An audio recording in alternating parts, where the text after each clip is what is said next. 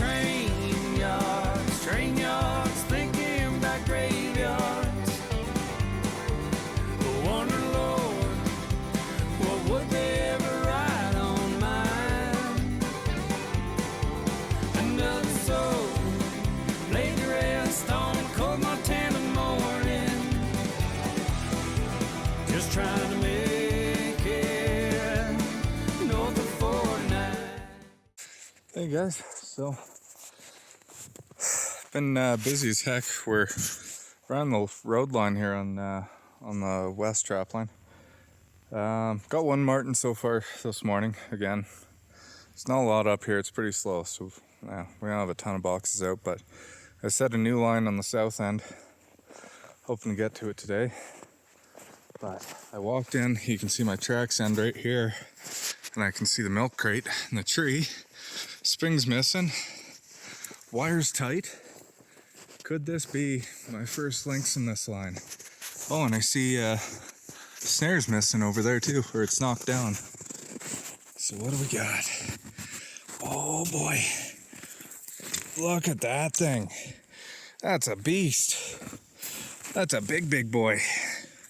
So that is my first lynx off this line. And you can see there's some tracks over that way. Tracks over this way. They didn't go around that snare though. I see they came through here.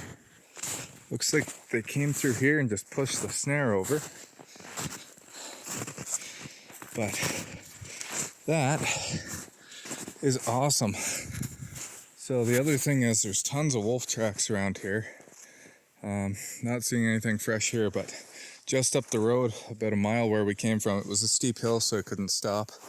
But I'm gonna hit it on the way back. There's wolf tracks come off the main road and up this this road that we're traveling, and about a quarter mile up the hill, they deke off into the bush and they mess off. So I'm gonna set blind sets on that for sure, because there was at least two to three wolves in that pack. I was following the tracks for probably about 3 miles on that main road.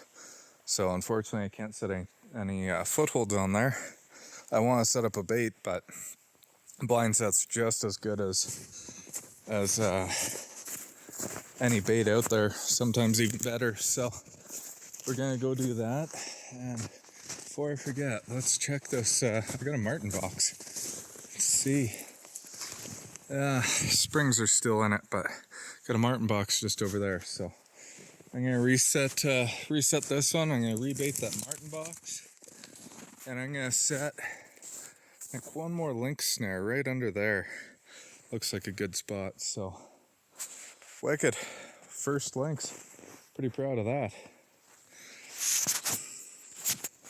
And if you're watching this, Dan, thank you for the tips on how to set this these milk crates up.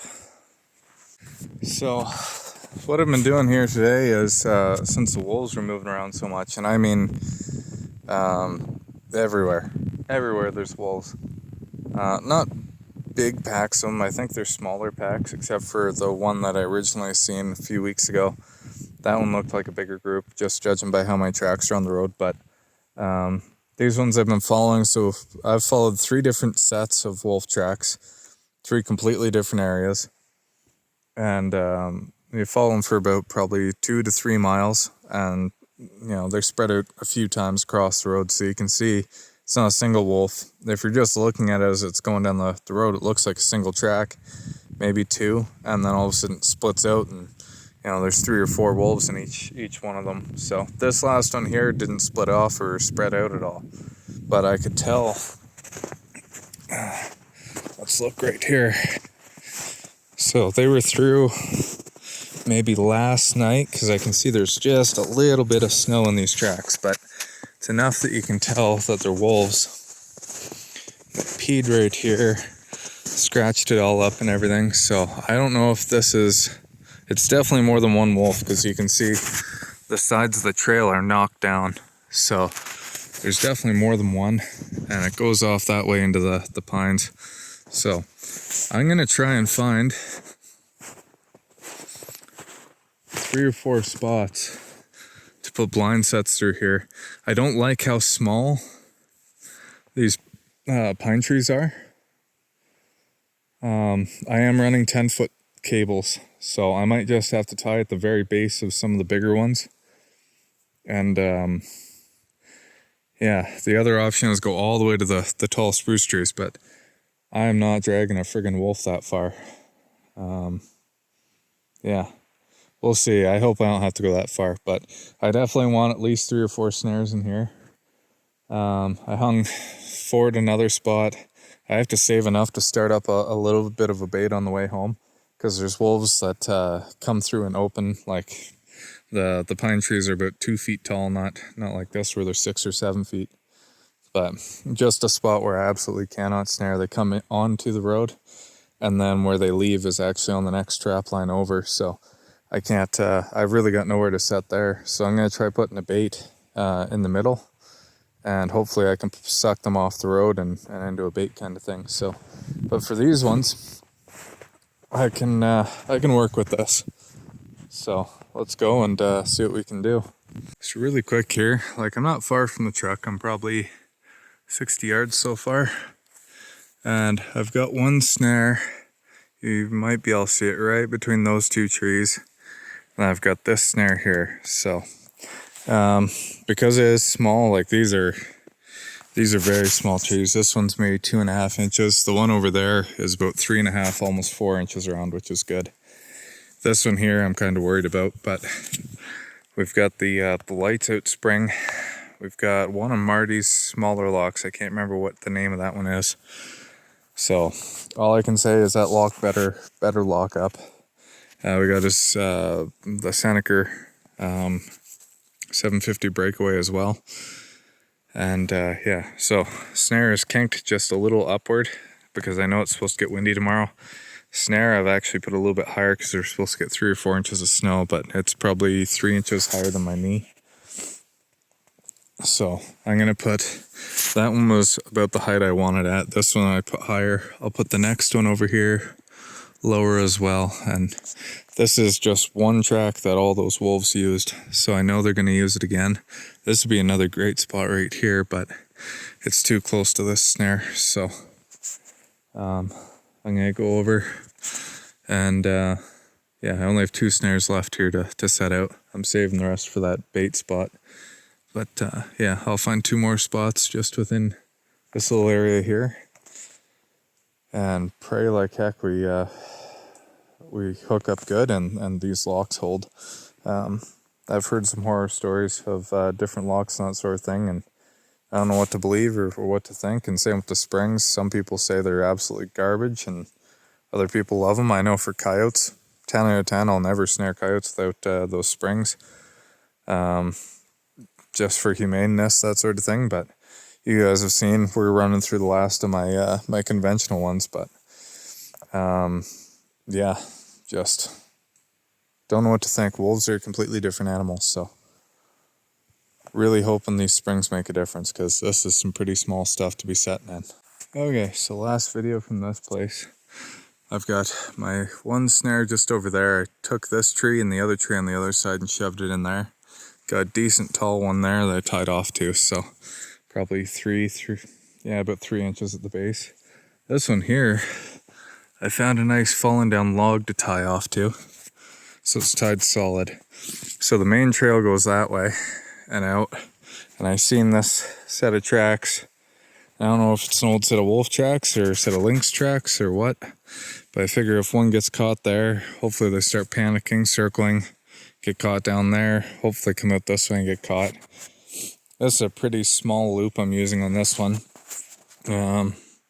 just because it's such a tight little spot. But another trick I'm using is hiding the spring with a piece of pine. But one thing I wanted to point out is you can see I kind of came in from the side. I came in from 90 degrees with it and didn't step on that trail at all. Same with here. So trail's going this way. I'm stepping here, and I came in from over this way. What I'm going to do is I have a treetop broke off, and just those tracks right there, just sweep them. And that way, when the wind blows and it snows a little, this will all blend right in, and hopefully in a couple weeks when they come back through, it doesn't even look like anybody's been here. So that's kind of my tips for it, from what I understand. And guys have gave me tips and taught me how to wolf trap. That's kind of how they're saying to do it. Keep in mind, I haven't caught very many wolves. I've only caught one so far, but I've never been in wolf country like this before. So we're gonna see. Hopefully I have a few this year. I'd be really happy with a few, and I don't know, the way it's looking right now, I might get even luckier, which would be cool. So let's go see what's at that wolf bait. Well, my first thought getting up to the bait is there's a ton of coyote tracks around. So that's never a great sign. Because usually if there's wolves around, there won't be a pile of coyotes. So I'm gonna take my my pliers in with me for cutting snares. Let's go take a walk around and see what's in here.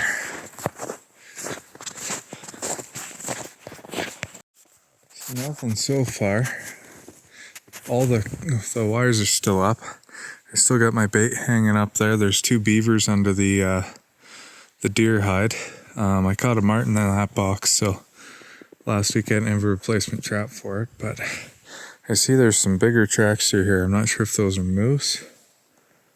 They don't look like wolf, but there's fresh marten tracks in here too. So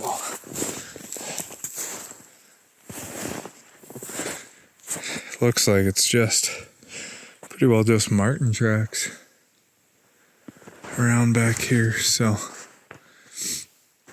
I'll keep looking, but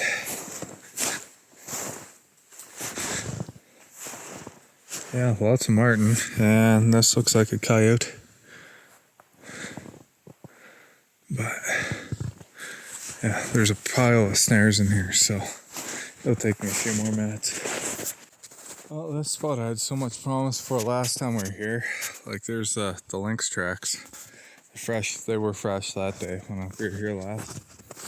This was 2 weeks since we set it up, and I'm not sure what to expect. But still nothing again. Because we got 1, 2 on this pen. Got the 3rd one going around the back. 4th one right there. 5th one. 6th snares. Gonna move this guy back out. We got Justin Sutton north of 49. Well, it didn't work for lynx, but there's 1 snare, 2 snares, and what a pretty boy. Yeah, big male. What a pretty marten. So, reset this one here. I don't see any fresh tracks around. That wolf bait, I was surprised, holy crap, how many sets of tracks were in there. And then 2 boxes I just checked ago. Pile of marten tracks, like 20 feet from it. No marten out though, so I put some marten magic on it this time, some really skunky stuff. Hopefully that'll help, but I'm gonna run back to the truck. I have to grab a trap to trade it with this guy. And yeah, what a pretty marten. And I think I'm gonna grab a goose carcass and put it back inside there, because that's what they bid on last time. So yeah, only a few more boxes to go. So on my way up through here, there's this really steep hill. It goes down to the main road, like I was saying. This is the wolf tracks that came off. They went through there. So I'm just gonna jump out really quick. I'm gonna park down here, and I'm gonna set some blind sets in there, because obviously they use that quite a bit. So that's what we're looking for as far as blind sets go. We're looking for those trails, because that's more than just one wolf going through there. That's a whole bunch of them. So I'll grab some snares and we'll set that up. Oh, we hit the jackpot here. I was really hoping it'd be up in these little poplars that looked like the perfect location, but we get this. So nice little tight spot right here. I'm gonna set a snare, and it keeps going that way through the thicker stuff. And here's a pretty little spot right here, so don't need much blocking in. Like I said, coming 90 degree with the trail. I'm not gonna step on it at all. And yeah, this is perfect in here. So we'll get this set up. I only brought 4 snares in, that's all I'm gonna put here. And yeah, we'll get to hopefully setting up that bait. The sun's going down fast, but it's already, it went from minus 19 this morning to 2 degrees plus right now. So huge temperature change. But it's supposed to go down to minus 20 again, and I think that's on Thursday. So cold again. Gonna keep these wolves moving. So this is gonna be awesome if we get set up, and then they come back through in 2 weeks. So this spot here is the one I was talking about, where the trees are just way too small. So they're going up through this new growth here. But you can see this just looks like one wolf. I'm pretty sure it's just one wolf here. But like the size of those things, I'm wearing a size 13 boot, and you can see just like huge feet on this thing. But it came out of here. And yeah, so I've got this flagged off. I got a piece of green flag over here. I've got it marked on iHunter. And what I might do is, so it's about 2 weeks to Christmas here. So if I come up just after Christmas for New Year's kind of thing, I'll set a foothold in this trail here, or set a couple of footholds in this trail. And that's how I'll end up catching these guys. The reason why these wolves are around this area is in the last few spots there's been lots of deer around. So, and that's what they're feeding on in here. But this guy goes for miles up the road. And so there was this one, there was another set probably about 7 miles from here or so, 6.5 miles from here. And there's another set about 3 miles that way where we just came from. And then of course there was that other pack way up north. So we've got at least 3 packs on this end of the line. Right where we parked the trucks at the main cabin, there was fresh wolf tracks there this morning too. We've never had any wolves down there, so 4 different groups of wolves, or 4 different areas of wolves. So hopefully we're gonna have some luck up here on this line. There's not a whole lot of anything else, you know, few lynx and some marten, that sort of thing. So yeah. Okay, I'm gonna get to that bait before the sun goes down. So we're at the bait here. So I threw a bunch of meat in here 2 weeks ago or so. 3 weeks ago. Yeah, 3 weeks ago. Yeah, they didn't even break stride coming past here. So I don't know whether the coyotes got it eaten up or what, but we're going to go in here. We're gonna put in, I don't know, whatever I have left for snares. I think there's 8 of them there. And hang up all fresh bait and everything, put new lure in there and that sort of thing. So hopefully the next time these wolves go past here in 2-3 weeks, or if there's more coming through in a few days, they'll get sucked into there. So to help make it pay traffic rules, I got 2 marten boxes right here, got a snare on the trail here, got a lynx cubby right there, and then our squirrels are right here. So I set this one up after dark last night. I couldn't really see what I was doing 100%. I didn't have a headlamp. So some of those snares aren't the way I like them. But you can see we got 1 squirrel. And again, that's on an actual tree branch. That's not on, I put this pole and this pole here.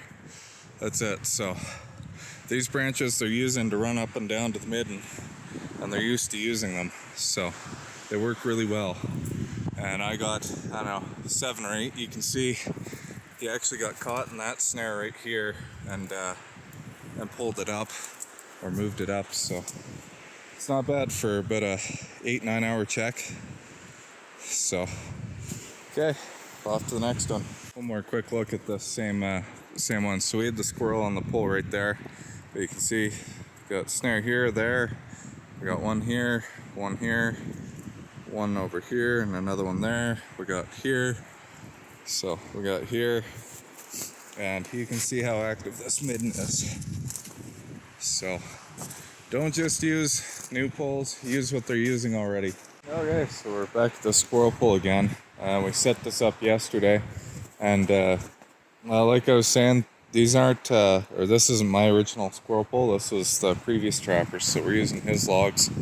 I tried setting up this guy. I didn't have a handsaw with me, so I just used this guy. I don't really like using things with big knots and sticks off of it, but it is what it is.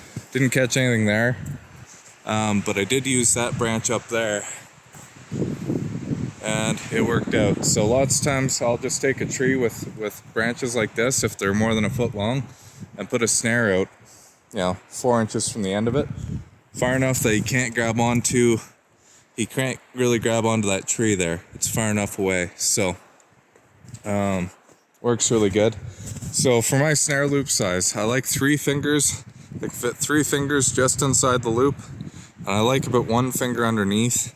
This one got moved up. A squirrel pushed it, so it's up a little bit higher than I was hoping. Right about there. So I can get 1 finger underneath it. I can get 3 inside. You can see this one's a little bit bigger, so it's good enough. It'll work. And again, 1 finger underneath. This one here we didn't set because it would reach this log here. And then when you're using leaning poles, so this one got knocked down. It's right on the log, which we don't want.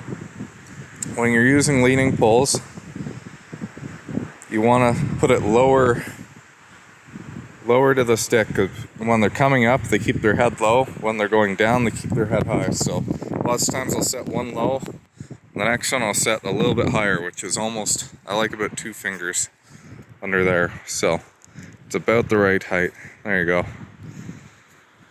So if he's going down the pole, he's going to get caught in the tall one.